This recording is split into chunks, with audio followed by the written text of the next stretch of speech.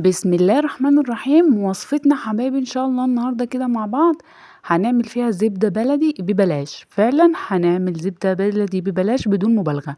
هقولك ازاي تعملي خزين السنة كلها من الزبدة البلدي، وكمان نسيحها نخليها سمنة ازاي، ونحتفظ بيها ازاي كمان. كل ده هنعمله بحاجة بسيطة جدا من وش اللبن.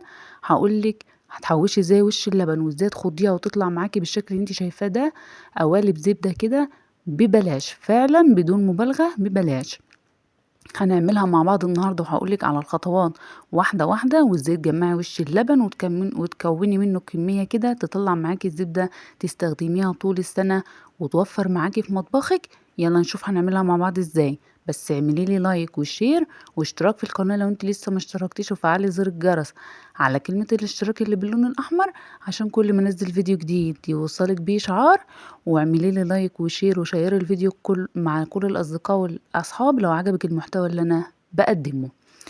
أول حاجة ده وش اللبن اللي أنا حوشته تقريبا على مدار السنة.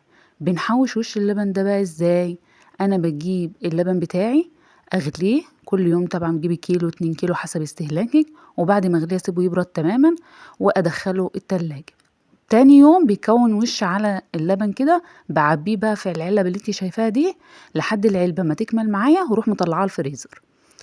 وانا هنا واللبن اللي فاضل بقى بنعمل فيه، بتشربيه بقى لبن حليب تستخدميه في مطبخك تعملي بيه اي وصفات.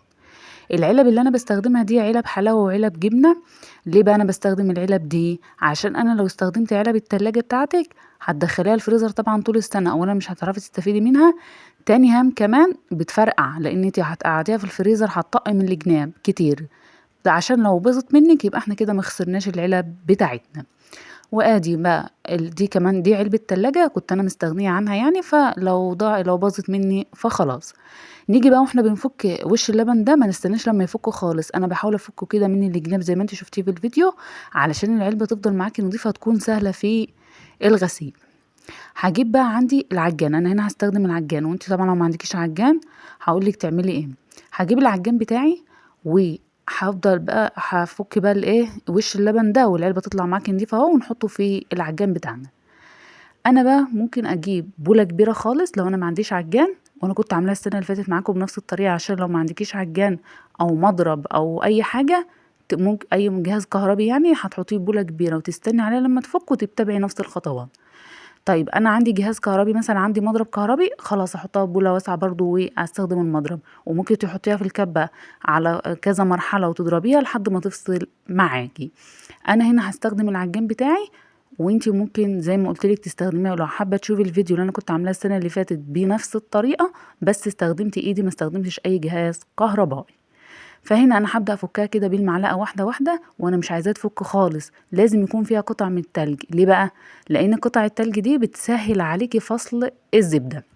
هجيب بقى العجان بتاعي، وانا هستخدم هنا الكف. طبعا العجان بيكون معاه 3 اسلحة، في سلاح للعجن وسلاح المضرب اللي هو المضرب اللي هو العادي بتاعنا بتاع خفق البيت ده، وانا هستخدم هنا الكف. هجيب العجان بتاعي بقى واحط بعد ما فكت معايا، وهبدأ اشغل فيها العجان. طريقتها سهلة وبسيطة، وفعلا بتطلعي زبدة وسمنة ببلاش. هنا انا جيت اشغل العجان بتاعي فحسيت ان الكمية كتير عليه والعجان مش عارف يجيبها، فهقسمها على نصين، بس انا طبعا ما صورتهاش، فده النص الاول، والنص التاني هضربه برضو بنفس الطريقة. هنا بقى نيجي لمرحلة الضرب، انا ببدأ الاول على سرعة بسيطة، تقريبا 1 أو 2 لحد ما تبدأ معاكي تفك خالص. طبعا هي فيها قطع تلج زي ما احنا اتفقنا. طب انا لو عندي وش اللبن وفك مني خالص ومش راضي يفصل، حط له مكعبين من التلج وهو هيفصل معاكي. دي اول مرحله، بتحسي كده ان هي بدات تعمل معاكي زي الكريمه كده والقشطه، وتكون ناعمه خالص زي ما احنا شايفين كده. دي اول مرحله، هما 3 مراحل تفك معاكي، بعد كده تتحول لكريمه، واخر مرحله بقى اللي هنشوفها مع بعض. المرحله دي اللي هي بتفرول معاكي كده وتحسي ان هي بقت ايه، قطع جبنه بس ملزقه ببعضيها. هنا وصلت انا بقى للمرحله دي، هديها كمان ضربتين بس اكون واقفه جنبيها، عشان انا عايزه افصلها بايدي علشان ما تفصلش منك نهائي وتروح كلها ميه كده ببعضيها. فانتي هتديها كمان ضربتين بعد ما تحسي ان هي بقت شبه قطع الجبنه كده، وبعد كده بقى افك الكف بتاع العجان وهشتغل بايدي. هنا زي ما انا وراكي كده حاسه ان هي شبه قطع الجبنه، وبعدين تتكي عليها كده تحسي ان في صوت ميه، اللي هو الحليب اللي فيها ده، وانتي بتقلبيها كده تحسي ان فيه زي ما يكون فيه ميه او حليب فيها كده، يبقى انتي كده وصلتي للمرحله التمام. اتبعي الخطوات معايا وان شاء الله تطلعي احلى زبده. حوشيها طول السنه، ولو عندك شويه وش لبن جربي فيهم وان شاء الله تديكي نتيجه كويسه. هنا بقى هبدأ ايه بايدي بقى. طبعا انت لو شغاله بايدك من الاول هتحسيها اكتر من العجان. هنا بقى اهوت ببدأ الف فيها كده، بتحسي ان هي بتطلع معاكي شبه كور الزبده بالظبط زي ما احنا شايفين كده، وابدأ الف بايدي وايدك تحس ان هي بقى بتفصل منها، بتحطيها فيها وتطلع منها فاصله كده، ما فيهاش كتل كده في ايدي في كف ايدك، يبقى هي كده خلاص ما فيش فيها حاجات لازقه، يبقى هي كده خلاص فصلت معانا وكونت احلى زبده. نيجي بقى نكورها مع بعض زي ما انت شايفه كده، بتطلع هتشوفي ايدي كده هتلاقي فيها زي حليب او لبن كده. كده خلاص احنا كده تمام، وصلنا للمرحله النهائيه لفصل الزبده. هجيب عندي بقى بوله وابدا ان انا ايه اكور فيها الزبده بتاعتنا، ولازم ننزل منها الحليب او الخض اللي نزل منها ده، لان ده لو سيحناه بيه بياخد سوا كتير. وكمان دي ليه استخدامات كتير جدا هقولك عليها. لو حابة تشوفيها معايا في الفيديو، كنت برضو منزله لكم بقى كذا فيديو قبل كده. وابدأ اكور بقى في الزبدة بتاعتنا زي ما احنا شايفين، طلعنا زبدة بلدي ببلاش. وصفة سهلة وسريعة، واتبعي الخطوات اللي انا بقولك عليها، هتتوفر معاكي كتير جدا، وتطلعي معاكي حاجة صحية، ولا حد يغشك مثلا ويديكي زبدة مغشوشة ولا الكلام ده كله. زي ما احنا شايفين حبيبي طلعنا اهوت، وهكمل بقى الكمية بنفس الطريقة. ده بقى الخض اللي طلع معايا اهوت، والعجان بتاعي فاضي اهو خلاص، ما عادش فيه بقى زبده. تعالي يا سلمى. خلاص وادي العجان بتاعي هفضي بس في اللبن الحليب ده اللي طلع معانا اللي هو بيسموه الخض ده، والزبده عندي بقت جاهزه. تشيليها بقى في الفريزر، تبططيها كده وترصيها عشان تبقى طبقة رفيعة فتفك معاكي بسهولة.